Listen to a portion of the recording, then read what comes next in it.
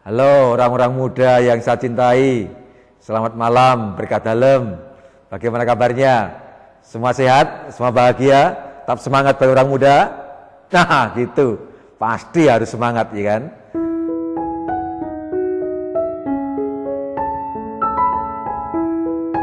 Kalau ditanyakan seperti apa atau pandangan saya terhadap orang muda itu seperti apa di Keuskupan Agung Semarang, maka saya harus mengatakan bahwa pertama-tama saya sangat bangga akan keberadaan dan kiprah orang-orang muda di Keuskupan Agung Semarang dari waktu ke waktu sampai usia keuskupan kita genap 80 tahun ini. Mengapa demikian? Karena dari waktu ke waktu gereja kita tidak pernah sepi dari kehadiran dan keterlibatan orang-orang muda. Bahkan kalau dilihat dari sisi jumlahnya pun lebih dari sepertiga warga Keuskupan Agung Semarang sekarang ini adalah orang-orang muda. Maka kemudaan ini sungguh-sungguh menjadi ciri khas gereja Keuskupan Agung Semarang yang sekarang ini sudah genap berusia 80 tahun. Tentu kemudaan tidak pertama-tama karena jumlah orang mudanya begitu banyak saja, namun juga semangat kemudaannya itu.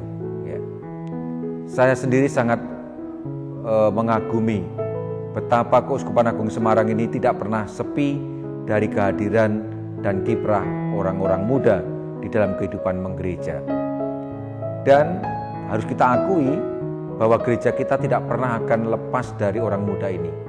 Dalam arti selalu akan ada hadir orang-orang muda yang senantiasa ikut terlibat di dalam menggerakkan, menghidupkan, dan menggelindingkan perjalanan keuskupan kita ini.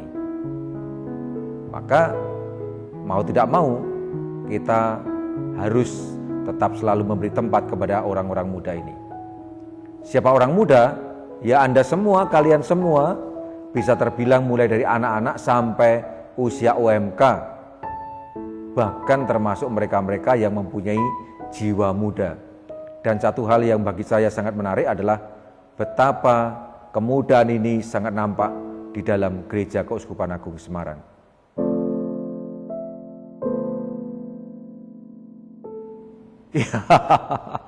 Pertanyaannya ini sangat menggelitik untuk saya, menimbulkan pertanyaan. Artinya apakah kalian orang-orang muda baru akan berkiprah nanti setelah tua? Enggak kan ya? Bagi saya orang muda selalu harus mulai berkiprah kapanpun itu, ya. Ya inilah saatnya. Orang-orang muda menentukan gereja bukan nanti ketika sudah menjadi tua, namun sekarang ini jugalah kalian semua sudah menentukan gerak, langkah, dan dinamika gereja. Tentu dengan segala macam kapasitas masing-masing.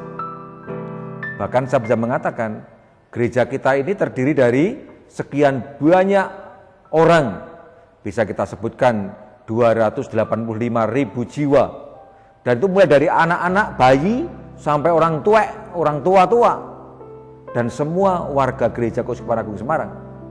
Masing-masing mempunyai kiprahnya sendiri, masing-masing mempunyai perannya sendiri, masing-masing mempunyai istilahnya apa toh? Sepak terbangnya sendiri dalam keuskupan ini. Maka jangan menunggu nanti kalau sudah tua, nanti kalau sudah dewasa, nanti kalau sudah mapan baru bekerja untuk gereja. Bukan, mulai sekarang ini juga. Saat kita ada ini sudah langsung mulai berkiprah.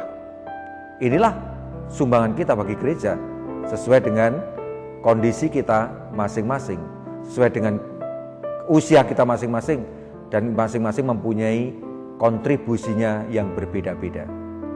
Dalam homili saya bersama Romo Edi minggu yang lalu, tanggal berapa itu?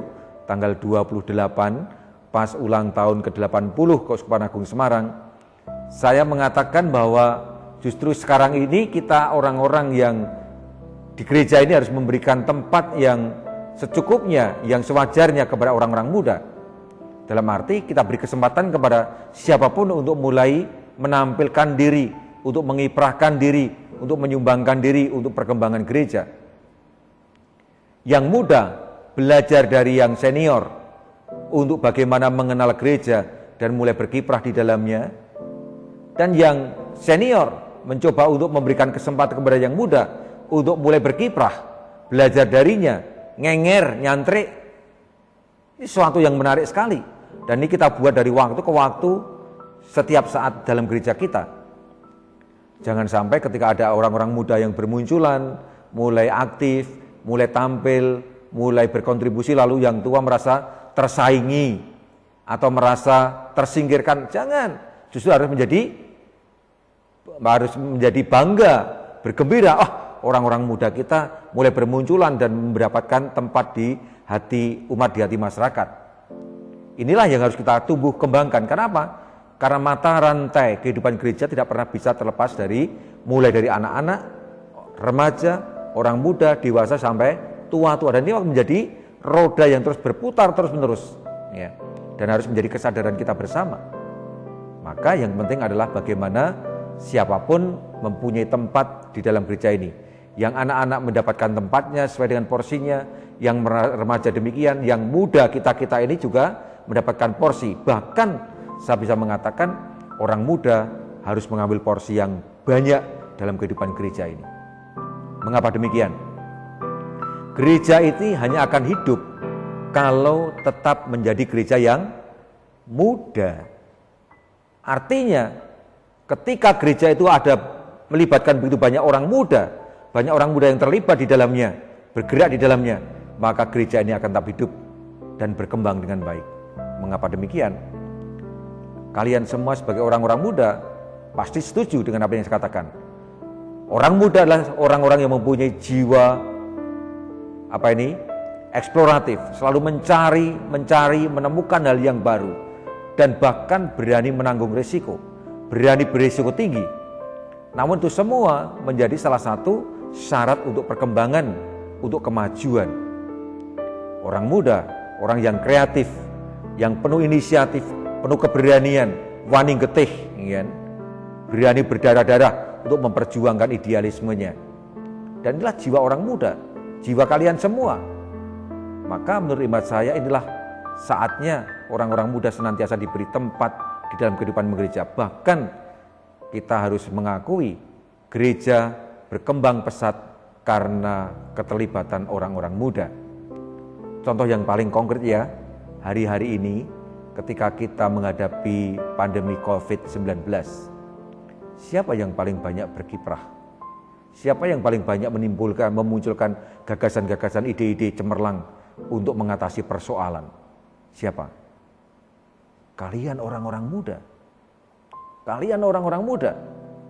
Dengan IT-nya, dengan ide-ide cemerlangnya, dengan jejaringnya, semua itu mewarnai seluruh perjuangan dan seluruh dinamika gereja dari waktu ke waktu, apalagi di saat-saat sulit seperti sekarang ini.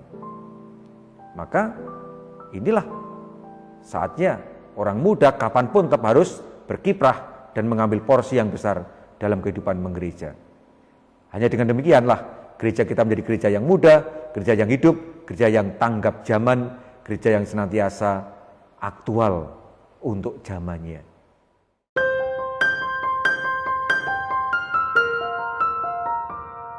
Ya jelas ya. Justru karena orang muda itu mempunyai peran yang sangat besar sekali dalam kehidupan menggereja, maka harus dipersiapkan dengan sebaik mungkin dari waktu ke waktu, ya, dari waktu ke waktu. Dan syukur pada Tuhan, kita di Keuskupan Agung Semarang ini mempunyai gerak atau tekad bersama untuk membuat sebuah formatio iman berjenjang dan berkelanjutan. Artinya, kita mempersiapkan warga gereja ini mulai dari kecil. Anak-anak kita persiapkan melalui PIA, agak dewasa melalui PIR, dewasa lagi melalui OMK, kemudian melalui orang-orang dewasa sampai piul, orang-orang lanjut usia. Semua kita berikan perhatian sesuai dengan porsi masing-masing. Dan satu harapannya adalah bagaimana formasi iman atau pembinaan iman ini kita buat semacam kurikulum atau katakanlah program yang berkesinambungan mulai dari anak-anak sampai orang dewasa.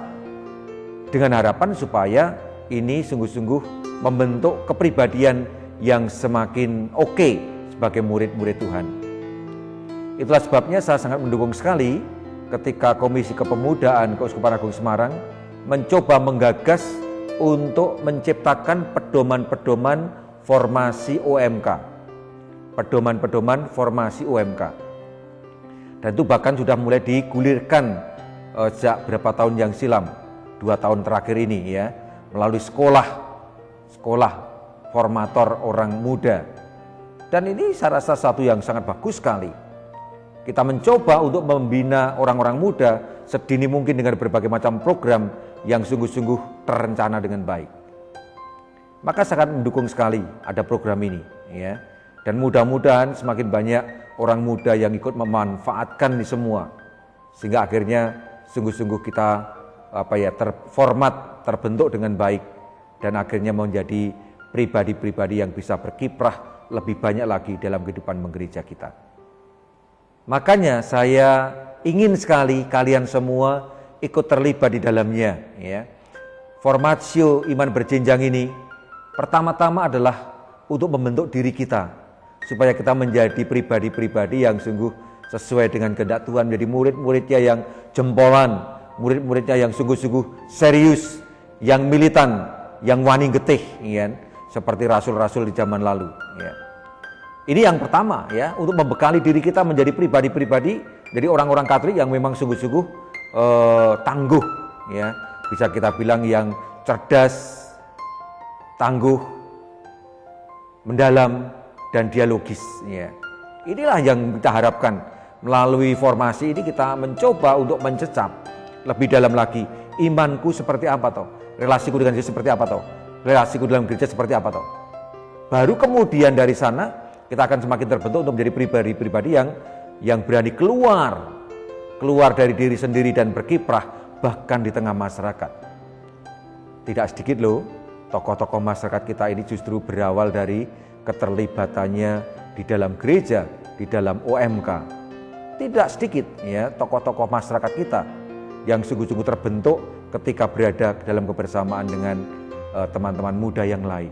Maka saya mengundang Anda semua untuk memanfaatkan kesempatan dengan sebaik mungkin. Ya, ojo lali ini kesempatan yang sangat bagus sekali.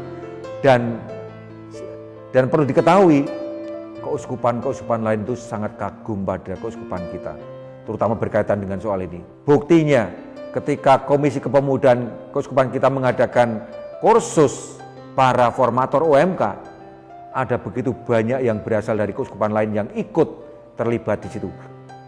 Ikut sekolah di situ, ikut belajar di situ.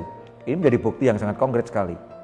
Maka kita yang di dalam justru harus ikut melibatkan diri di situ ya. Jangan menjadi penonton. Ya.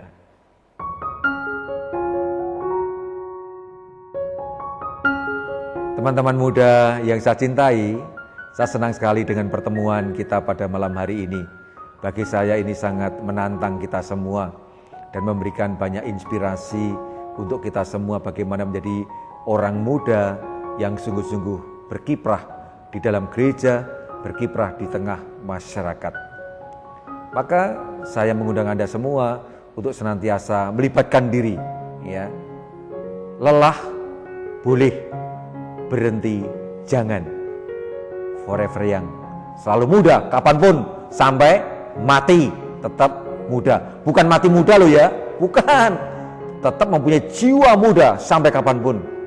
Dan itulah yang menjadi jiwa kita, murid-murid Yesus. Dadah, berkat dalam, Tuhan memberkati senantiasa.